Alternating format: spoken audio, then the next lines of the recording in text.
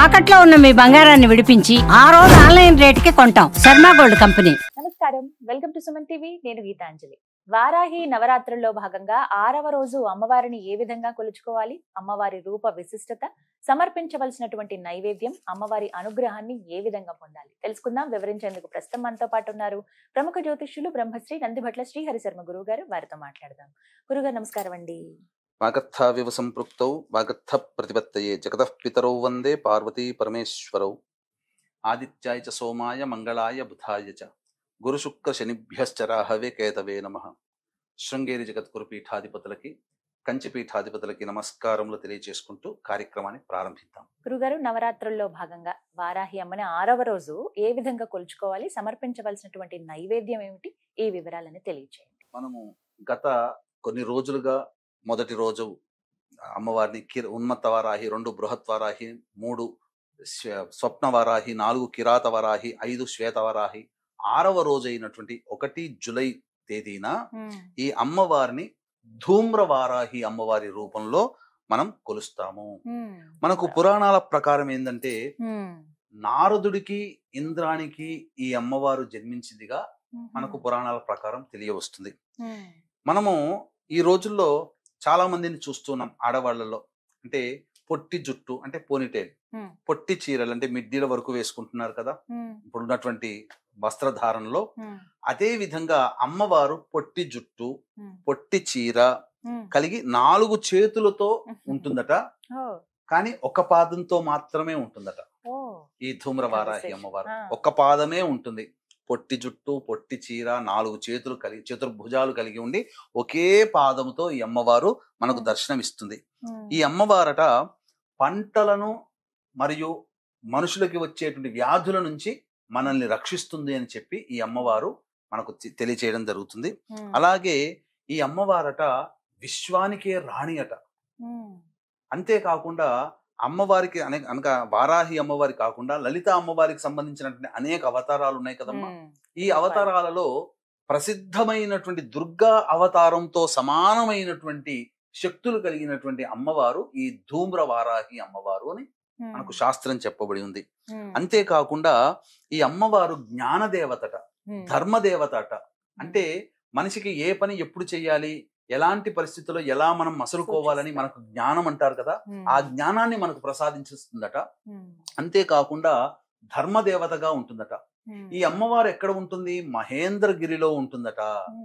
ప్రస్తుతం పరశురాముల వారు మహేంద్రగిరిలో తపస్సు చేస్తున్నారు కాబట్టి మహేంద్రగిరిలో ఈ అమ్మవారు వెలసి ఉంటుంది. అందుకని మీరు చూసినట్లయితే వింధ్యాచలంలో కూడా అమ్మవారిని సాక్షాత్తు కాశీ విశ్వేశ్వరుడే వారాహి అమ్మవారిని వింధ్యాచలం పర్వతంలో స్థాపించడం జరిగింది. ఇప్పటికీ ఉంది. వింధ్యాచలం వెళితే వారాహి అమ్మవారిని పరమేశ్వరుడు, కాశీ విశ్వేశ్వరుడు ప్రతిష్ఠించినటువంటి అమ్మవారు. ఇక్కడ ఈ అమ్మవారిని పూజ చేయడం ద్వారా లేదా హోమం చేయడం ద్వారా శాంతి, స్థిరత్వము లభిస్తుంది. అలాగే అనేకమైనటువంటి శక్తులు కూడా మానవులకి కలుగుతాయట. ఈ అమ్మవారికి సంబంధించినటువంటి ఈ నైవేద్యం ఏమిటనంటే కేసరి స్వీట్ కానీ పులిహోర కానీ ఈ అమ్మవారికి నైవేద్యముగా ఆ 6వ రోజున మనం సమర్పించాలి.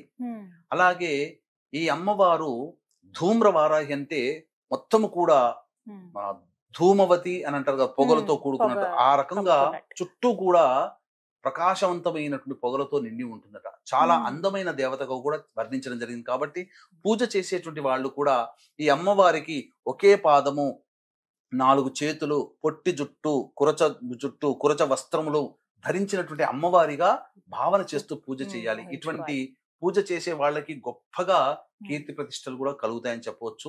ప్రతిరోజు కూడా ఈ యొక్క అమ్మవారిని విధి విధానంగా పూజ చేసేటువంటి వాళ్ళు, ఆఖరి రోజున దైవానుగ్రహం కోసం మనం మన బ్రాహ్మణుల ద్వారా హోమం చేసుకునే ఆలోచన ఉన్నటువంటి వాళ్ళు, అలాగే పూజ చేసుకోలేనటువంటి వాళ్ళు కూడా మనం ఇంతటి అవకాశాన్ని కోల్పోయాము, ఇంత శక్తినిచ్చే అమ్మవారిని మనం పూజ చేయలేకపోయినటువంటి చింత చాలా మందికి ఉంటుంది. అటువంటి వాళ్ళ కోసమే జూలై 5వ తారీఖు రోజున మన పీఠం ఆధ్వర్యంలో చక్కగా మీ గోత్రనామాదులతో కార్యక్రమం జరిపించడం జరుగుతుంది. 9 వారాహి అమ్మవార్ల అవతారాలకు సంబంధించి 9 వారాహి హోమాది కార్యక్రమాలు కూడా చేయించడం జరుగుతుంది. 5వ తారీఖు రోజున మధ్యాహ్నం 3 గంటలకు ప్రారంభమవుతుంది. ఉమ్, మధ్యాహ్నం 12 గంటల లోపల మీ గోత్రనామాదులు నమోదు చేసుకోవచ్చు. ఈ కార్యక్రమంలో పాల్గొన్నటువంటి వాళ్ళకి శక్తిపాతం చేయబడినటువంటి శంకరుంగలీమాలని అందివ్వడం జరుగుతుంది. ఉమ్. అలాగే ఎటువంటి నైవేద్యాన్ని సమర్పించాలి గురువు గారు? కేసరి స్వీట్ మరియు పులిహోర. పులిహోర. గురుగారు, మరి ఇంకా చాలా సందేహాలు ఉన్నాయండి. మరి అమ్మవారిని ఎలా పూజ చేయాలి ఇవి కూడా వివరించండి. అమ్మవారు మనకు ఈ సంబంధించినటువంటి లలిత అమ్మవారిలో సైన్యాధ్యక్షురాలుగా ఈ అమ్మవారి గురించి చెప్పడం జరిగిందమ్మా. ఉమ్, ఈ అమ్మవారు రథం పేరట ఉమ్, కిరిచక్రము అని అంటారు. ఉమ్, అంటే 1000 వరాహములు ఉండి లాగుతూ ఉంటే అమ్మవారు రథం మీద కూర్చొని వస్తూ ఉంటుందట ఈ అమ్మవారు. ఉహుం, చాలా విశేషమైనటువంటి అమ్మవారమ్మ. ఈ అమ్మవారికి సంబంధించి విశేషమైనటువంటి ఏ నెలలోనైనా కానీ ఉమ్, ఈ అమ్మవారి అనుగ్రహం కావాలి అనుకున్నటువంటి వాళ్ళు రేవతి నక్షత్రం రోజున ఈ అమ్మవారి పూజ, అర్చన, అభిషేకము, హోమము చేస్తే ఉమ్, ఈ అమ్మవారు అతి శీఘ్రంగా ఫలిస్తుందట రేవతి నక్షత్రం ఉన్న రోజున చేస్తే. ఉమ్, అలాగే ఈ అమ్మవారు ఎవరయ్యానంటే సాక్షాత్తు విష్ణువు వరాహ అవతారం అయితే ఉమ్, ఆ వరాహ రూపానికి జోడీగా లక్ష్మీ అమ్మవారు వారాహి అమ్మవారి రూపాన్ని ధరించి ఉమ్, ఉన్నది. అందుకే ఈ అమ్మవారి లక్ష్మీ సహస్రనామాల్లో వారాహి, ధరణి, ధ్రువ అనేటువంటి యొక్క సహస్రనామంలో ఒక నామం. ఉమ్, అంతేకాకుండా ఈ అమ్మవారు ప్రధానంగా ఈ అమ్మవారిని విశ్వేశ్వరుడు, కాశీ విశ్వేశ్వరుడే. ఎందుకంటే కాశీ క్షేత్రానికి క్షేత్ర పాలకురాలు ఈ వారాహి అమ్మవారు అయితే, విశ్వేశ్వరుడు విశేషంగా ఈ అమ్మవారిని వింధ్యాచలం కొండలో ఈ అమ్మవారిని ప్రతిష్ఠ చేశాడు. ఇప్పటికీ కూడా ఆ అమ్మవారు పూజలు అందుకుంటూ ఉంది. అంతేకాకుండా ఈ అమ్మవారికి పూజ చెయ్యాలి అనేటువంటి ఆలోచన ఉన్నటువంటి వాళ్ళు రాత్రి దేవత ఈ అమ్మవారు కాబట్టి, అంటే సూర్యోదయం నుంచి సూర్యాస్తమయం వరకు కాకుండా అమ్మవారికి ఇష్టము రాత్రి సమయం కాబట్టి సూర్యాస్తమయం తర్వాతనైనా కానీ లేదా సూర్యోదయం లోపలనైనా కానీ కాలకృత్యాలు తీర్చుకొని ఖచ్చితంగా ఈ అమ్మవారికి పూజ చేసుకుంటే విశేషమైనటువంటి ఫలితాలు కలుగుతాయి. రాత్రి దేవత అన్నారు కాబట్టి రాత్రి సమయంలో సూర్యాస్తమయం తర్వాత చేసుకునే వాళ్ళైతే ఖచ్చితంగా సూర్యాస్తమయం కంటే ముందే దంతధావనము, కాలకృత్యాదులాగా మళ్ళీ తీర్చుకొని అప్పుడు పూజాది కార్యక్రమాలు చెయ్యాలి. అయితే ఈ పూజాది కార్యక్రమాలలో సాధారణంగా కలశం పెట్టుకునే అవకాశం ఉన్న వాళ్ళు కలశం పెట్టుకోవచ్చు.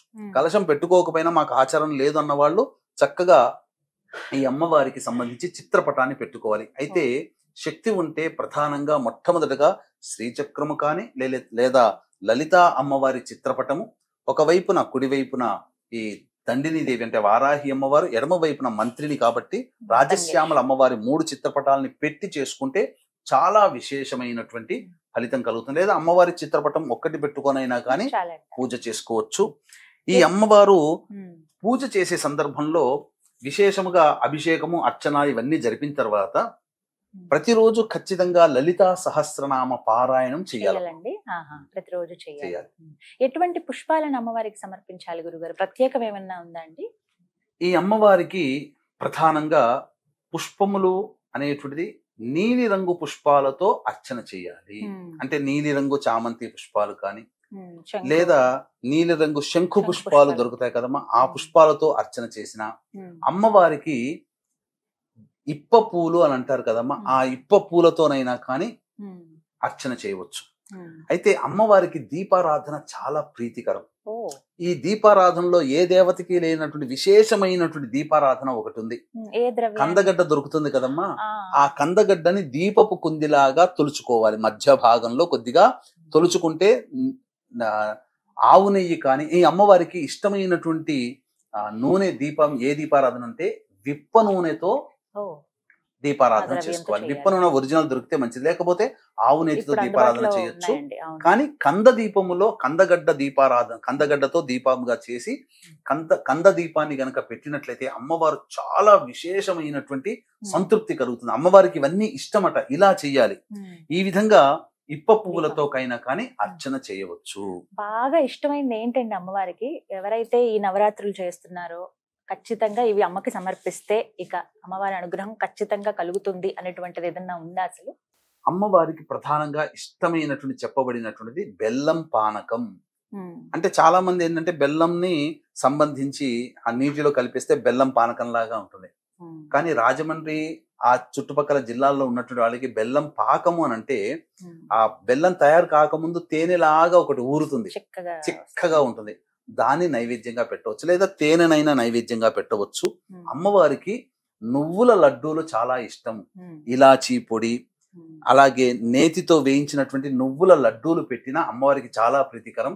అంతేకాకుండా ఎర్రటి పండ్లు అంటే దానిమ్మ పండ్లు ఒలిచి గింజలు ఒలిచి పెట్టాలి.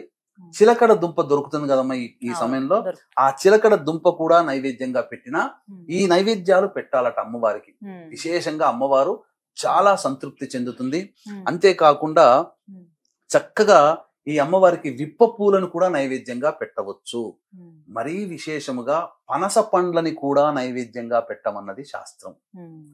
వీక్షించేటువంటి ప్రేక్షకులకి ఇప్పుడు ఒక అద్భుతమైన, ఈ సంవత్సరం వచ్చే వారాహి నవరాత్రులకి అద్భుతమైనటువంటి యోగ మాలిక ఏమిటంటే, ఆషాఢ మాసం మొదటి రోజు ఏదైతే ఉందో ఆ పాడ్యమి తిథి రోజు ఆరుద్ర నక్షత్రం ఉంది. ఈ 9 రోజుల నవరాత్రులు అయిపోయిన తర్వాత శుక్రవారం నాడు తీయకూడదు, అమ్మవారు ఉద్వాసన చెప్పకూడదు. కాబట్టి 10వ రోజు అయినటువంటి దశమి తిథి రోజున ఉన్న నక్షత్రము కూడా గొప్పదైనటువంటి స్వాతి నక్షత్రం. కాబట్టి ఈ ఆరుద్ర నక్షత్రం స్వాతి నక్షత్రానికి అధిపతి ఎవరు? రాహువే. ఈ యొక్క సమస్త లోకానికి కూడా రాహు యొక్క కవర్లో ఉంది, అండర్ కవర్లో ఉంది. కాబట్టి రాహు అనుగ్రహం కలిగిందంటే అత్యంత శీఘ్రముగా ఫలితాలు కలుగుతాయి. అద్భుతమైనటువంటి రోజున, ఈ స్వాతి నక్షత్రం రోజున ముగింపు కూడా పలుకుతుంది. కాబట్టి చక్కగా ఈ వారాహి నవరాత్రులు ఎవరైతే చేసుకుంటారో, ఎవరైతే పూజ చేసుకుంటారో, ఎవరైతే పూజ చేసుకోకపోయినా జరిగే హోమంలో పాల్గొంటారో వారి యొక్క సంకల్పం అతి శీఘ్రంగా నెరవేరుతుందని చెప్పడంలో ఏమాత్రం సందేహం లేదు. ఇది చాలా యాదృచ్ఛికంగా కాకతాళీయంగా కలిసినటువంటి అద్భుతమైన యోగ మాలిక. రాహు నక్షత్రంతో మొదలై రాహు నక్షత్రంతో ఎండ్ అవుతుంది అని చెప్పవచ్చు. ఎందుకంటేనమ్మా, రాహు స్వరూపం అంటే దేహమంతా ఉంటుంది, తలకాయ మాత్రం ఉండదు. వారాహి అమ్మవారు కూడా ఈ సంబంధించి చూసుకుంటే దేహమంతా స్త్రీ రూపం, కేవలం తలకాయ మాత్రం వరాహ రూపం. అలా రాహు స్వరూపముగా మనకు అమ్మవారు ఈ సంవత్సరం అనుగ్రహిస్తుంది. గురుగారు, అమ్మవారికి ధూపం అంటే చాలా ఇష్టం అని విన్నాను. ఎటువంటి ద్రవ్యాలు వేయాలి అందులో? ధూపం అంటే కేవలం మనకి మార్కెట్లో ఇప్పుడు దొరికేటువంటి ధూపమేనా? అసలు ఎలాంటిది ఇష్టం అమ్మవారికి? మనకు ఏ దేవతకైనా కానీ ప్రత్యేకంగా అసలు అమ్మవారు అంటేనే ధూప ప్రియురాలు. కానీ ఈ ఒక్కొక్క అమ్మవారికి కొన్ని వస్తువులు వాడమని చెప్పబడి ఉంటే, ఈ వారాహి అమ్మవారికి చెప్పబడినటువంటి ధూప ద్రవ్యాలు సాధారణంగా బయట దొరుకుతాయి.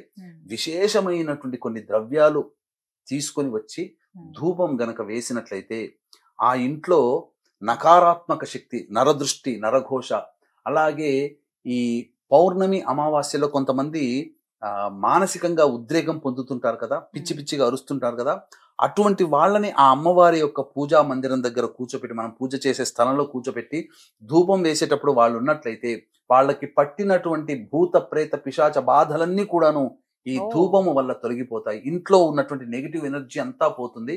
కాబట్టి వారాహి అమ్మవారికి విశేషముగా ధూప ప్రియురాలు. కొన్ని ద్రవ్యాలు అనేటువంటివి ఇప్పుడు నేను చెప్పడం జరుగుతుంది. సాధ్యమైనంత వరకు ఆ ద్రవ్యాలన్నీ కూడా మీరు తెచ్చుకునే ప్రయత్నం చేయండి. ఒకటి అరా మనకు దొరకకపోవచ్చు, కంగారు లేదు. మిగతా ద్రవ్యాలనైనా కానీ తెచ్చుకొని ప్రతిరోజు కూడా మీరు పూజ చేస్తున్న సందర్భంలో అమ్మవారికి ధూపం వేసి ఆ ధూపాన్ని అంతా కూడా ఇంట్లో గనక పెట్టుకున్నట్లయితే ఇంట్లో పాజిటివ్ వైబ్రేషన్ అనేటువంటిది ఉంటుంది, ఒక ప్రశాంతత చేకూరుతుంది. వీక్షించేటువంటి ప్రేక్షకులు కూడా గమనిక, ఈ యొక్క సందర్భంగా ఈ 9 అవతారాలు 9 రోజుల పాటు 9 అమ్మవారికి విశేష అవతారాలుగా మనం చేస్తూ వస్తున్నాము, చెప్పుకుంటూ వచ్చాము. కాబట్టి ఆ అవతార రూపంగా కొలుస్తూ వస్తున్నాం. కాబట్టి ఇంట్లో పూజ చేసుకున్న, హోమం చేసుకుంటే చాలా మంచిది అని చెప్పి భావించేవాళ్ళు ఈ 9 రోజుల పాటు మనం పూజ చేసుకోలేకపోయామే, మనకు ఆ అమ్మవారి అనుగ్రహం ఎలా కలుగుతుందని చెప్పి పరితపించేటువంటి వాళ్ళకి చక్కటి తరుణోపాయంగా జూలై 5వ తేదీ రోజున దశమి స్వాతి నక్షత్రం కలిసినటువంటి రోజున మధ్యాహ్నం 3 గంటలకి మీ గోత్రనామాదులతో ఈ 9 వారాహి అమ్మవార్ల యొక్క హోమాది కార్యక్రమాలు జరిపించి శక్తిపాతము చేయబడినటువంటి శంకరుంగలీమాలని మీకు అందివ్వడం జరుగుతుంది. ఈ యొక్క కార్యక్రమంలో ఆ 5వ తారీఖు మధ్యాహ్నం 12 గంటల లోపల మీ గోత్రనామాదులు నమోదు చేసుకోవచ్చు. ఇక హోమ ద్రవ్యాలు చెప్పడం జరుగుతుందమ్మా, చాలా జాగ్రత్తగా వినండి. గుగ్గిలం అంటే తెలుపుదైనా నలుపుదైనా కానీ, యాలకుల పొడి, ఇలాచీ పొడి అంటారు అది, అలాగే పసుపు పొడి మరియు తెల్ల గురివింద గింజల పొడి, తరువాత తెల్ల ఈశ్వరి వేరు మనకు ఆయుర్వేదం షాప్ లో కానీ పచారీ షాప్ లో కానీ దొరుకుతుంది. తెల్ల ఈశ్వరి వేరుని పొడి చేయడం, ఆ పొడి అయినా కానీ తెల్ల జిల్లేడు పువ్వులు తీసుకుని వచ్చి నీడన ఎండించి అది ఆ ఎండించినటువంటి తెల్ల జిల్లేడు పువ్వుల యొక్క పొడిని మిరియాల పొడి, మిరప పొడి, శొంఠి పొడి మొత్తం ఈ 9 రకాల ద్రవ్యాలు ఎన్ని కుదిరితే అన్ని తీసుకుని వచ్చి ఆ యొక్క ధూపము గనుక అమ్మవారికి వేసినట్లయితే, మండుతున్నటువంటి ఆ బొగ్గు మీద వేసినట్లయితే ఆ ధూపం వెలువడుతుంది. ఆ ధూపానికి అనేక రకాలైనటువంటి దివ్య శక్తులు వారాహి అమ్మవారి యొక్క అనుగ్రహం కలుగుతుంది. ఈ వారాహి అమ్మవారి 9 రోజుల పాటు చేసిన తర్వాత హోమం కూడా చాలా విశేషమైనటువంటి. హోమం చేసుకునేటట్టయితే తోక మిరియాలు, తెల్ల ఆవాలు, పనసపండు అనేటువంటిది ఆ హోమ ద్రవ్యంగా వాడవచ్చు. ఇక అమ్మవారికి తాంబూల సేవనం అంటే చాలా విశేషం కాబట్టి సుగంధ భరితమైనటువంటి ఇలాచి, యాలకులు, జాజికాయ, జాపత్రి, పచ్చకర్పూరం కలిపినటువంటి తాంబూలాన్ని పెట్టి ఆ తాంబూలాన్ని ఎవరైనా తీసుకోవచ్చు. అంతేకాకుండా ప్రధానంగా ప్రతిరోజు కందదీపం పెట్టవచ్చు. ఆ కందదీపం పెట్టినటువంటి దాన్ని మరుసటి రోజు వాడుకోవచ్చు ఇంట్లో, లేదు 9 రోజులు అదే దీపం వెడుకోవచ్చు. కందదీపం 1, 2 అనేటువంటిది ఎవరి శక్తి కొలది వాళ్ళు చేసుకోవచ్చునమ్మా. తప్పకుండా ఈ చెప్పినటువంటి విధి విధానంగా ఎవరైతే చేసుకుంటారో సంపూర్ణమైనటువంటి అమ్మవారి అనుగ్రహం కలిగి, ఆ వారాహి అమ్మవారి అనుగ్రహంతో మీ యొక్క కోరికలు సత్వరముగా నెరవేరి సకల శుభాలు మీ జీవితంలో కలుగుతాయని చెప్పడంలో ఏమాత్రం సందేహం లేదమ్మా. చాలా చక్కగా వివరించారండి. అసలు అంటే చాలా మందికి సందేహాలు ఇవన్నీ కూడా ఎలా చేసుకోవాలి ఏమిటి అని చెప్పి చాలా వివరంగా తెలియచేశారు. సంతోషం గురుగారు. చూసారు కదా, చక్కగా ఈ 9 రోజుల పాటు మనమైతే పూజలు జరుపుకుంటాము. ఏ రోజుకి ఆ రోజు ఎలా కొలుచుకోవాలో అమ్మవారిని తెలుసుకున్నాము. అలాగే గురువు గారి ఆధ్వర్యంలో జూలై 5వ తారీఖు అండి, ఇక 10వ రోజు, అది దశమి, ఆ రోజున విశేషంగా వారాహి హోమం నిర్వహిస్తూ ఉన్నారు. 9 రూపాల్లో అమ్మవారిని ఏ విధంగా అయితే కొలుచుకున్నామో 9 రోజులు, అలా ఒకే రోజున ఈ 9 రూపాల హోమాలు అనేవి నిర్వహిస్తున్నారు. ఎవరైతే భక్తులు పాల్గొనాలి అనుకున్నారో స్క్రీన్ మీద గురుగారికి సంబంధించిన నెంబర్స్ ఇస్తాను. కాల్ చేసి ముందుగా మీరు వివరాలు కనుక్కుని అలాగే మీ పేరు, గోత్రం నమోదు చేయించుకోండి. హోమంలో పాల్గొనండి. నమస్కారం.